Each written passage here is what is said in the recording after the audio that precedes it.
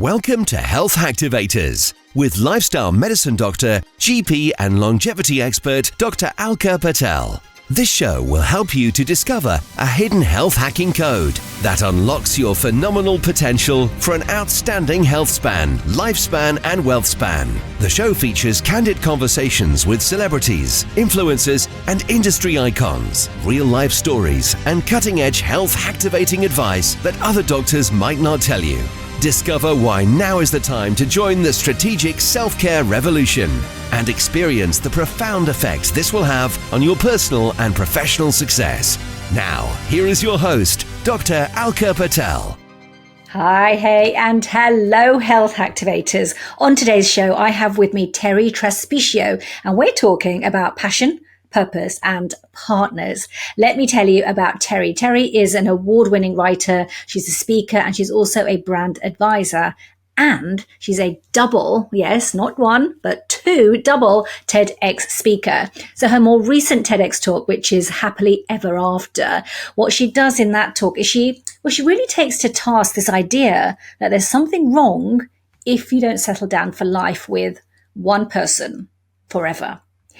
And then she looks at that idea and looks at how it infiltrates beyond romantic love, infiltrates into all kinds of love, all kinds of relationships. And this is very much a theme which was also in her very first TEDx talk, which is Stop Searching for Your Passion. And that talk has surpassed 8 million views. Wow. So in that talk, what she tells you about is really how you don't have to pick one passion, work-wise or career-wise. You don't have to pick one passion and stick with it forever. And then in her book, which is Unfollow Your Passion, she really challenges that pursuit of passion and why you might want to stay in your comfort zone, why you should dump your bucket list and why you should question your commitments as well. So I'm truly excited for this conversation because I know it will be a somewhat refreshing take on passion and purpose and partners. So let's get into this. Before we get into today's show, please do support today's show partner, Youth and Earth. Youth and Earth have a range of products that I love to use myself to supercharge my metabolism, to support my health, and to slow down cellular aging. Just be sure you click the link in the show notes for exclusive offers which Youth and Earth are so generously giving for listeners of this show. Welcome to the show, Terri. It is so good to have you here. I'm excited to be here. Thank you.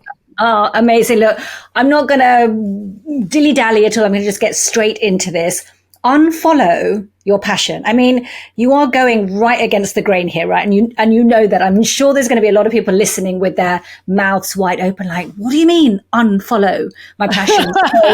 Yes, book titles matter, right? It matters. Yeah. People, if it's something you've heard before, probably going to go right past you. But one thing I feel like I should always say now that I've done a few interviews about this, the thing I want to start with is if you are following your passion and it's working out, who in the world would stop you? That is not the intent. The point is there's too many people who think they should be following something. And that advice to follow their passion often makes them feel worse because they don't know what that is and they feel they're supposed to know. Yeah. So that's the challenge, is that it's like, you know, we don't always know. And maybe, oh gosh, I was following this passion for music and but what if it's not? And they have like a, midlife crisis because they're like, I was following the wrong thing. You're not following the wrong thing. We need to give ourselves room to evolve and to shift. And that is quite a shift for people because everywhere around us, we are hearing so much more about passion and purpose. And if you're not following your passion, you're kind of headed in the wrong direction and do what you love. And even kind of from ancient cultures and ikigai, etc. It's all about find your purpose and follow your passion and give to the world. But what happens? It just feels too big. Yeah. And also, how are you supposed to know? Like, as if some people know the secret to the world. No one knows how we got here or why, and we have no idea what happens when we leave. That means, of course, the human animal, the human brain is going to search for some kind of meaning. If we don't find meaning, we don't know what the heck we are doing, and it can be terrifying. So every religion, every philosophy, everything at all is the search, of course, for meaning and purpose. I'm all about meaning and purpose. And I love there isn't a person who doesn't like to feel passion. It just seems kind of it just seems kind of like obvious. Like if you love something, you do it. But what if you're not sure what you love?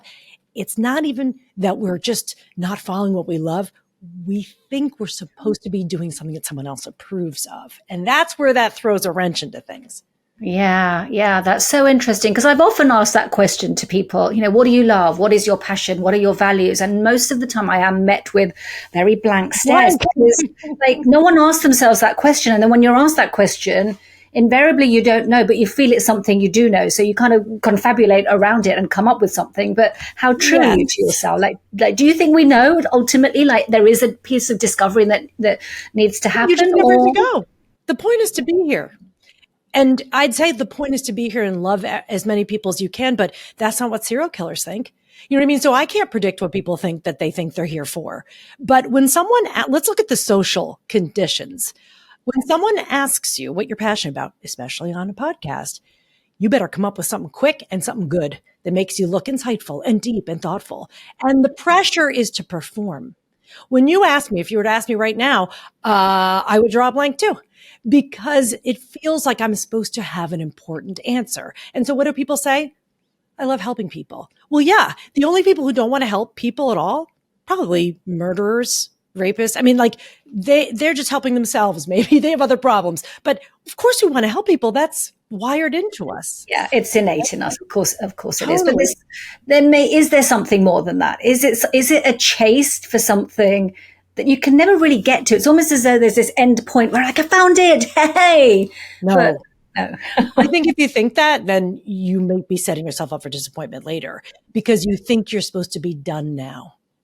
And if you think you're done now, the irony is, if we're looking for meaning in our lives, meaning is the ongoing uncovering and connecting. It's an ongoing thing. So to think you found it like an Easter egg would mean that you actually don't want to search for meaning because all you want to be done doing is searching for meaning. You want to be done with the search. If you want to be done with the search so bad, then there's something about the search for that bothers you. And that is not a meaning seeker. That is a security seeker. Yeah, that's so interesting, isn't it? What are we actually seeking? Are we seeking just stability and safety and security? That's it. Yeah.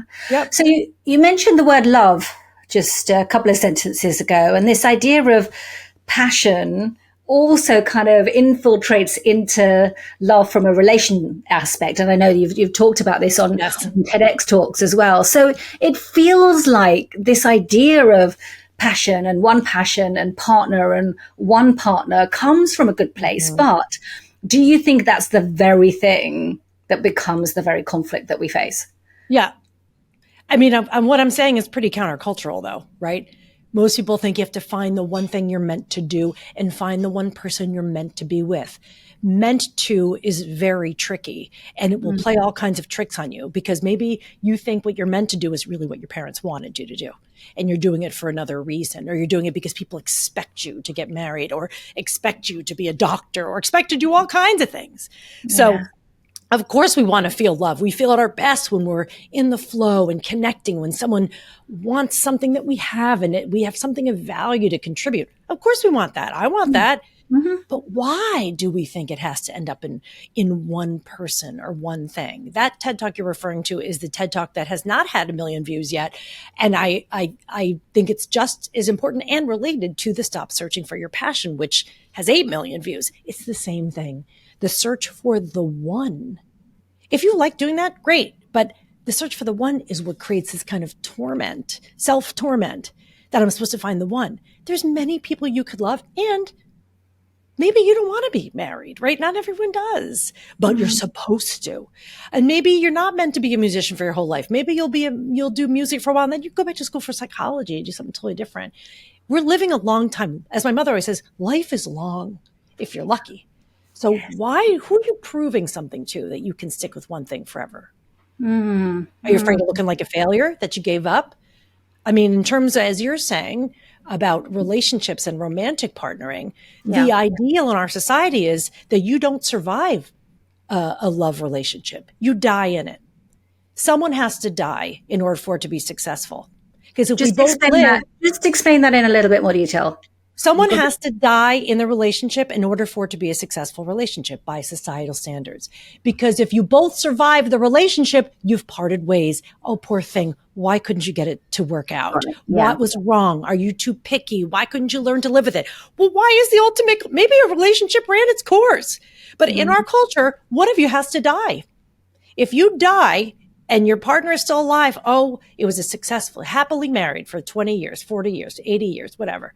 Yeah. But if you survive it, you failed. What an irony. And it seems so silly to me. Yeah, I can get that kind of sense of why we've reached that position as society, culturally as well. But there's also this kind of, it's all very romantic as well, this idea, isn't it, of having this partner and having this purpose and passion. And it feels as though that's what we're also pursuing, this sense of kind of a bit of interconnected romance between the one partner and the one passion. Well, maybe, but ask anyone who's been married 30 years, is it romantic every day? Romance, the heart of romance is uncertainty. The reason why we yearn for the days of yore when you first met is because you were uncertain. Romance is uncertainty. Well, the good news is life is uncertain. And even if you have been married a million years, you don't know what could happen. So to keep romance alive, I imagine, is to maintain. The amount of romance you'll be able to have in your life will depend on how much uncertainty you can handle. Because the search to nail something down and be with them and it'll be for forever and ever. It's like, okay, maybe, but I don't know that the idea is romantic, but ideas are romantic. Everyday life is not always. So it's like, what do you want to live with? And I, for one, it doesn't appeal to me. I know it appeals to a lot of people, and a lot of people thrive in partnerships, but there's a lot of people who don't and feel terrible about it and don't know how to get out without looking like a failure. Yeah. Yeah.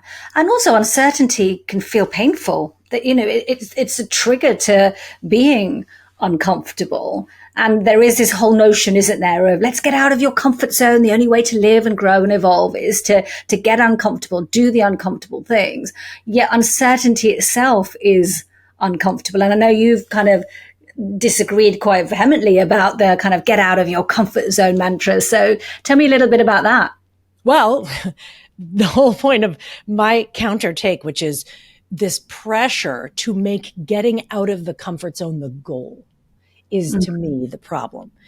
If you are seeking discomfort at every turn and trying to be uncomfortable, tells me you've led a pretty privileged life, because people who have not had those privileges are uncomfortable all the time. And the fact is, most of us are uncomfortable a lot of the time. It doesn't take much. Like, you can be totally comfortable in your house, whatever, but you get a weird email, now you're uncomfortable.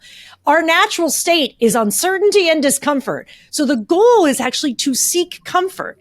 The problem is we don't do it in ways that are great for us. And so I love to be comfortable. I'm not trying not to be comfortable. Why? Because I'm a big baby. I don't take risks? No, I work for myself. One of the biggest risks you can take. Sure. But I prioritize ensuring I have what I need to feel comfortable and secure so that I can take risks. So of course, I mean, we're going to be uncomfortable. That's a given. And the uncertainty, as you said, can be painful. Oh God, I wish I just knew. Yeah. But can you learn to embrace the uncertainty and not love discomfort? Who loves it? You know, no one. And I, for one, have a problem when people tell women to be uncomfortable and be okay with it, because women have been uncomfortable for most of recorded history and beyond. So, you know, if you can find a shred of comfort, hang on with both hands, because even that's not going to stay. So that leads me to really thinking about the how, because we've got the kind of a little bit around the why from you, but how? You know, there'll again be people listening going, yeah, that sounds like that makes sense, but I don't know how to do this. I don't know how to be comfortable being uncomfortable, or vice versa. No, yeah, I get it. I totally get it. I mean, the way I have made sure that I maintain a comfort zone that can expand over time, like the people who are in the kind of not supportive comfort zones, the comfort zone keeps getting smaller and smaller, and soon they can't do anything. You know, that it like, you know, I have a relative who doesn't walk much anymore. And the less he walks, the less he can walk. That's not the goal here. The goal is to keep your comfort zone pretty elastic so that it can continue to stretch and breathe. I've done some of the most uncomfortable things that anyone want to do. Stand-up comedy, there's nothing more uncomfortable and awkward than that. Yeah. And I sought it out. Why? Because I wanted to be on my passion's common. I'm going to be a comic. No, but because I wanted to be comfortable up there. I wanted to be more comfortable. So my goal is always, I want to master a thing. I want to be able to do it comfortably. I got a Peloton during the pandemic because I love discomfort. No, it is uncomfortable to ride that thing. Right. But I did it because I wanted to be more comfortable in my body. So the how is, do we pay attention to what feels good and right for us? And do we do that? Do we support that and nurture it? Or do we deny it because we don't think we should be selfish, or we think we should take care of other people, blah, blah, blah, blah. I take good care of myself. I mean, I know that's that's why I'm able to feel as confident as I do. Does that make sense? Or do you think that's like talking in circles? No, that does make sense. But there is a circle to it. I'm hearing this kind of cycle. It's like, get uncomfortable to get comfortable, and then get comfortable enough so that you want to be uncomfortable. Yeah. I don't say aim for discomfort. I say get ready for it. As my mother would say and does say, gird your loins. Like, get ready, because stuff will happen. You have to know that discomfort is coming. I think that when people say they want to be uncomfortable, but then when things don't go their way, and they'll go like, oh, but it was supposed to be this way. Well, no, nothing is supposed to be, and nothing's guaranteed. I don't care that it was in your calendar. It's not happening now. We all saw that with the pandemic, right? So I think that we talk a big game seeking discomfort when really the littlest comment, the littlest change to our schedule can throw us off. Can we let go of that and play a little loose with it? To me, that allows me to be comfortable, not because I'm a pessimist. I think everything's going to be terrible, but because I think it's going to be fine either way. Like, I'm going to make sure of it. And if this doesn't work out, what's a good thing I can do? What's something that I would enjoy? I think it's something we don't always ask ourselves. Yeah. It's more that kind of experiential approach to life, right? It is all one big experience and experiment. So create some hypotheses, experiment with it, experience it, and don't have a foregone conclusion, because I think that's also part of the problem is we've got this goal in mind. That's the place we're reaching. That's the conclusion. And then when that doesn't happen, we're in trouble, right? If you're like, oh, this one, they'll get this internship, then I get that job, then I'll be promoted within 3 years, I'll be married by the time I'm 29. People have these plans, and I don't know. Do you consider yourself a planner? I'm going to guess that you are a planner. Am I wrong? Yeah, and I'm learning to really allow the creativity to come into that. And I think it comes to the point that you got to learn that as well by having plans, by allowing them to kind of just not reach fruition, and then creating that flexibility and that agility to go, yeah, but there's always another way, or there's a different thing, or there's something else that's come to mind, rather than holding everything so tight. So that kind of looseness, just that looseness is so useful. Yeah, I love that. But you talk about in your book, don't you? In your book, you talk about abandoning plans, like, right? Totally. Letting go of them, at least. Not like because in some sense, I am a planner. In some sense, I'm not. Some sense, I just don't like logistics and details. It stresses me out. I just don't like doing it. So if I can get help in that area, I do. But I think that here's the irony. The people who I've known who have told me they're planners, they love to plan. Not all, but a lot of them are the most rigid and the least able to cope when a plan doesn't work out. Yeah. And I say, if you really love planning, then you wouldn't mind planning again when things change. But if you say you love planning and you only want to plan it once and it better work out that way, you don't love planning. You love certainty. Rigidity. Yeah. Yeah. That's it. And I just don't find that it helps. I'm an anxious person. I have all the markers. I've had panic attacks. I get nervous over things that shouldn't be nervous. And ever since I was a little kid, my mother was like, Terri, just try to roll with it. Just roll with it. If this is just, she was always trying to just try to deal. And it never left me, because if we don't, what's the alternative? You thought you were going to be a pianist and then you lost a finger. Like, okay, well, maybe you'll do something else. Like, I don't know. This is all we know that we have. And if we get so hung up on what we thought we were supposed to do and meant to do, that's really the bone I'm picking here. Yeah. Yeah. But what about the other way, where people are finding it really hard to create plans, back to the idea of kind of passion and purpose, because they don't have a sense of what they really want to do. So how do you create some sense of plan, even though you don't want to hold on to it rigidly? There's got to be some kind of direction, some movement. But what if you don't really know? I mean, thinking more about, career and work and satisfaction from that angle. What if? Well, yeah. And that's the biggest problem, right? If someone's just starting, just graduating, maybe, or has been laid off or is ready for a career change or something.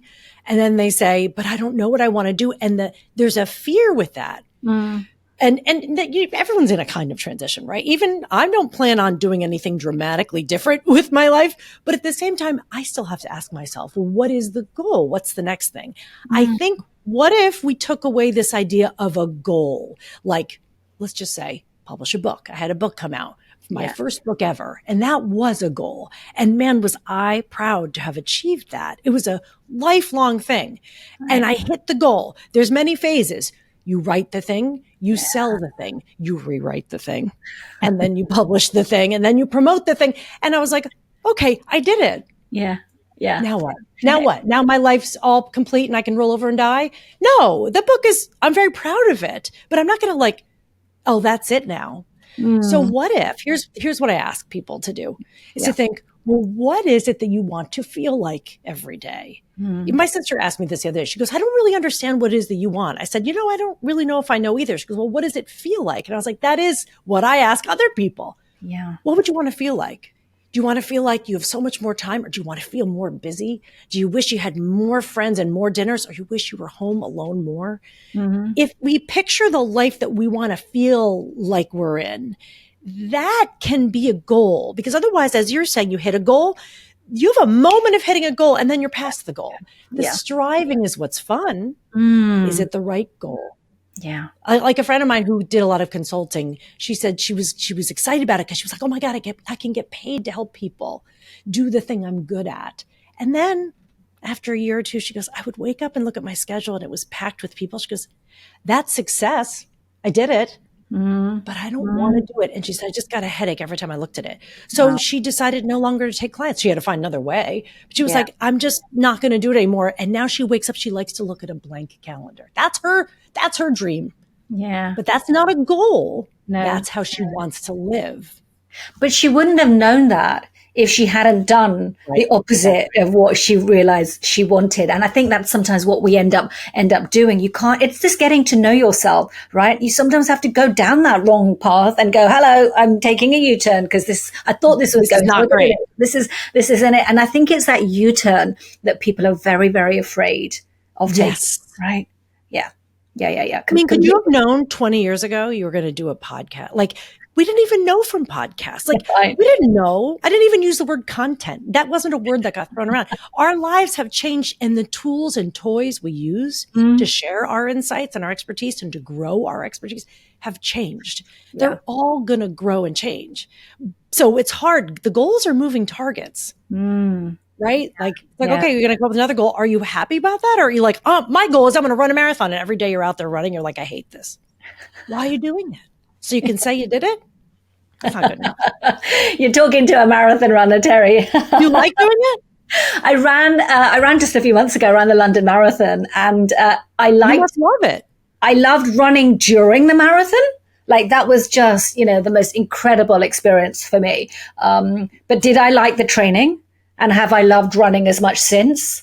No, I don't have. So it was a peak moment for you. Yeah, marathon was a peak moment. And it's marinating in that peak moment as well. I think that's the other thing people forget to do, because then you move on to the next bit of goal soul searching, or you move on to that next bit of identity seeking, but actually just marinate in that moment and allow that moment to carry on for as long as it can. Well, you're exactly the person. You're the person who should be running marathons.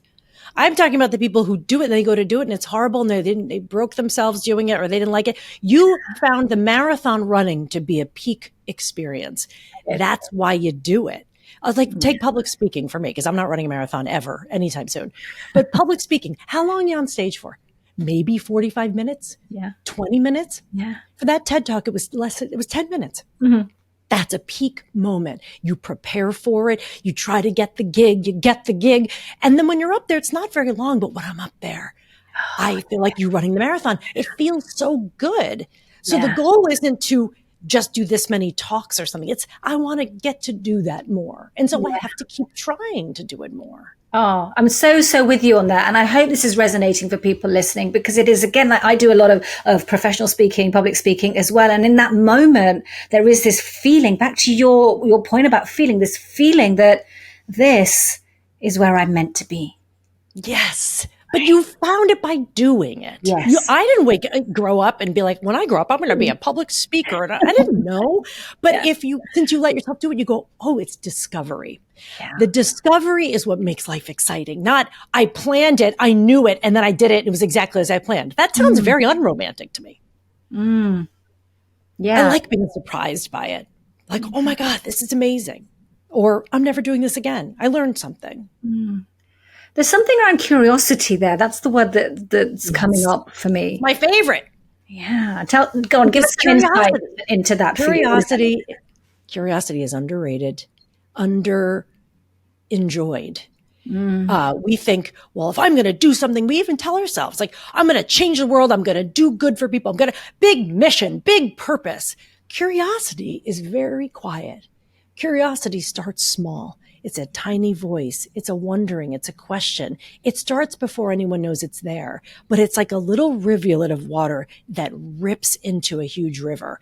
If you allow it and you feed it, curiosity is what will lead you to the next thing. Too often we shut it down. And I'm going to say women in particular, because you think of the hero's journey, it's a man being like, I'm going to see what else is out there. That's a hero move.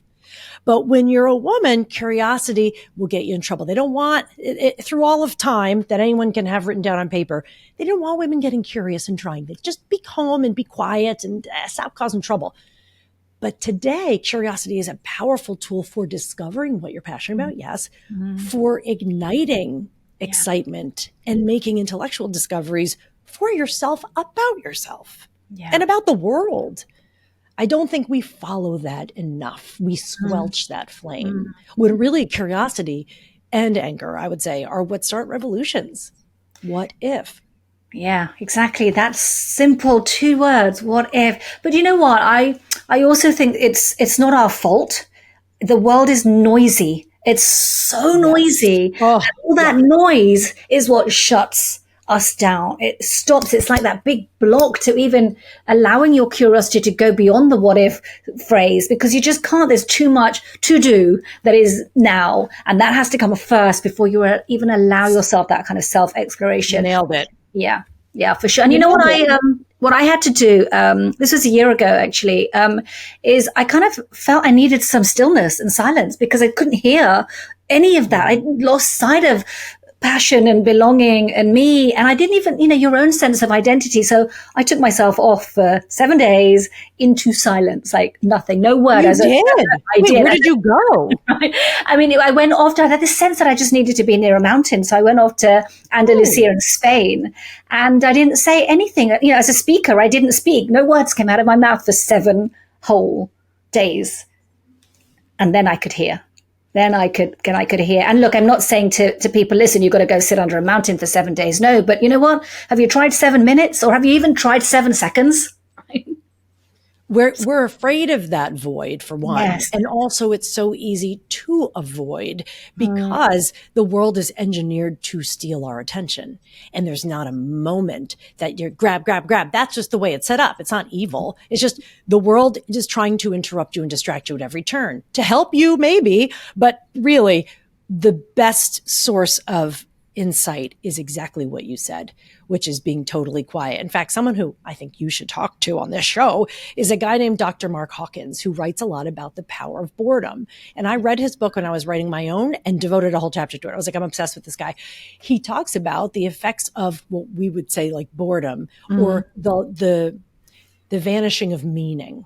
When we're bored, we're like, oh, I don't care about anything and nothing matters. Oh my God, there's kind of a horrible feeling. Yeah. But it's important. That quiet is where our creative impulses rise. I bet when you got back from your retreat, you were fresh, you were focused, and new things came out of you. 100%. How can you come up with a new idea if people are jamming Instagram ads down your eyeballs every second? Yeah. You can't.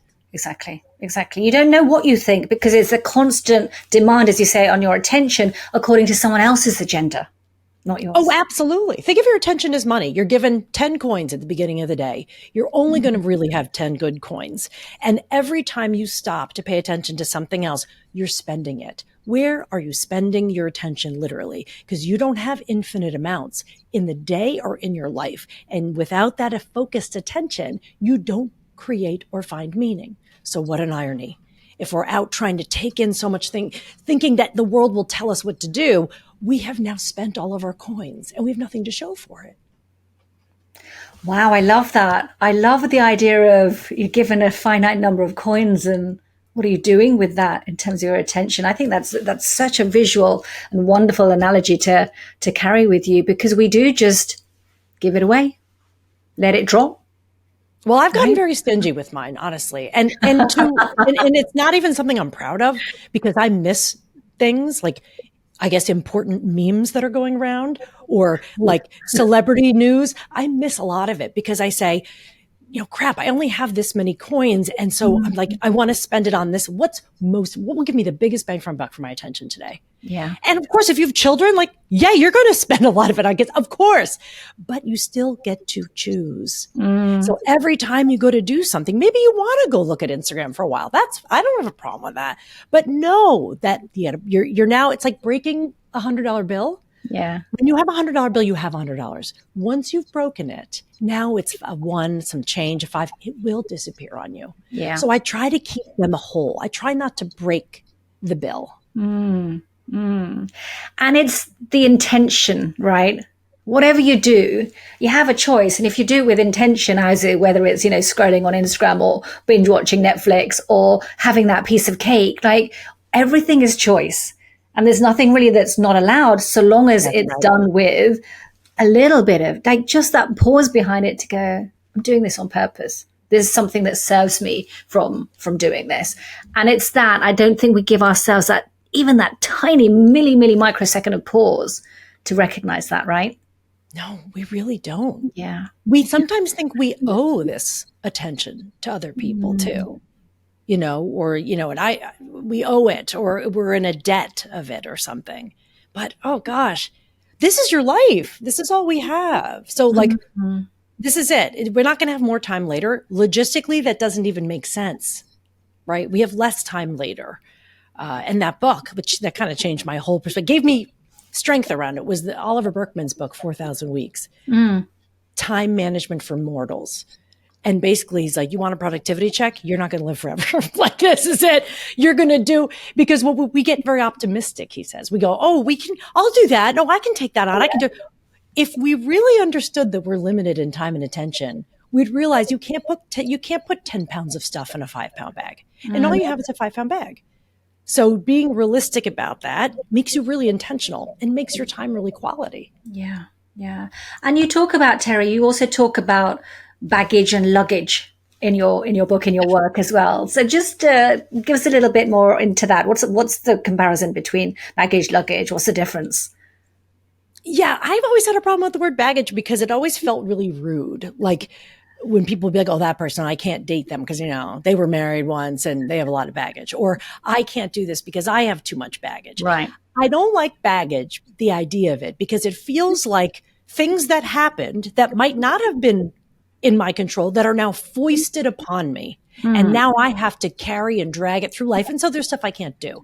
I hate that mentality. I refuse it. Yeah. Things happen to us that hurt, that traumatize us, that have limited us in some ways. Fine. But as someone who loves bags, I don't like the word baggage, but I love bags. I love shopping for bags. I love buying good suitcases. I love luggage, good luggage, even though I'd rather stay home. It's very ironic, but a really good bag, I like to pack it the way I want to pack it. I pride myself on being very good at packing. And so that means bag is what you think happened to you and you can't help. Luggage is what you choose to bring with you, literally and figuratively. So rather than think you can't do a thing because ... you had a life. Yeah. What if you looked at it as, I'm choosing, yes, this bad thing happened. Here's what I'm choosing to take with me from that. And here's what I'm not bringing. Because again, like you said, it comes back to choice, choice and attention, choice and what you're dragging along with you. Right. You can't let go of your whole memory, Mm. but what are you carrying around? That's the question. Yeah. What are you carrying? What do you need to put down? How are you packing your own bag? Yeah. Oh, great analogy. That completely makes sense.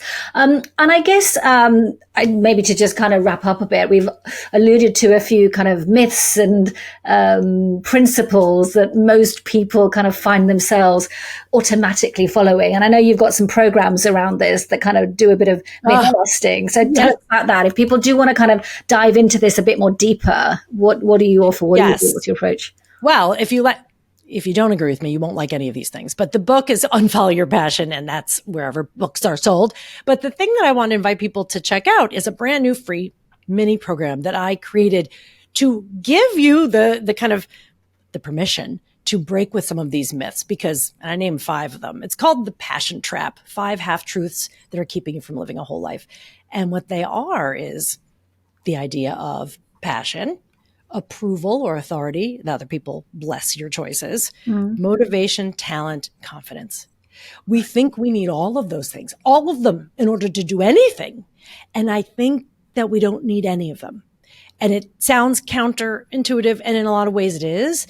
But the point of it is that you will feel freed of some of those ideas. That's the reason that TED Talk did so well. People said, oh, I can let go of that idea. Well, here's 5 more you can get let go of. Yeah. Oh, wow. That's so helpful. I'll definitely put the link to that in the show notes, because even as you're speaking, the use of the word trap and people feeling trapped and entrapped by those ideals. It's sometimes the very thing you just need to allow yourself to be free from in order to then live with passion, the very thing we're saying you can unfollow, but then automatically you probably end up living that, right? Yeah, that's the idea. Because what do you hear people say? Well, I'll have to wait till I'm more confident. I wish I were more motivated. I'm not talented enough. Oh, that stuff goes out the window. And frankly, none of us has time to hang on to those ideas because they are costing us. Yeah. And so that's the idea anyway. Oh, love it. So I pop those links in. And how can people reach out to you, Terri? I think this has been I'm on all the things. Okay. It's not really on Facebook. I'm not really, but I'm on Instagram at Terri Trespicio. I'm on LinkedIn. But probably the best way is to hop on that list is territrespicio.com/trap. And that's because then when you get the email, you hit reply and I get those emails. You're there. So I'd love to be able to hear back from people. Amazing. Oh, thank you. Any final words for listeners today? I think question your sources. You know, we love and admire and want to please the people in our lives. And let's just assume the best, that they do love you. They want the best for you, but they are not unbiased. And people have ideas about you, things that they love, that they may not be willing to let go of. And so they may cause you to not let go of them. So just know that people can love you and still not know what's totally best for you. Only you know that. Yeah. Thank you. Only you know you. So that's it. Get to know you, right? Get to know you. Take yourself out for dinner. Stop putting yourself through horrible things if you don't want to do them. Oh, wonderful. Thank you so much, Terri. It's been a fabulous conversation, given me food for thought as well. And look forward to sharing your program with people as well. Thank you. With the book, Unfollow Your Passion, it really does get you to really reevaluate what you might be thinking. So go for it. So that really was a refreshing take on passion and the pursuit of passion and purpose and partner. So what do you think after listening to that? What are we pursuing as humans? Do we need to pursue anything? Is being enough? Can you be a human being? Or is doing the name of the game? Are you a human doing? And what's driving this? Have you thought about that? What's driving you? So what I will do in next week's episode is that I will explore, on the back of today's conversation with Terri, what I will do is take a much deeper dive into human drivers. What are human drivers? What is propelling you? Do your drivers matter? How do they serve you? How do they show up? How then can you use your drivers to your advantage? So I'll get into this next week. And in the meantime, I wish you, as always, a health activating day.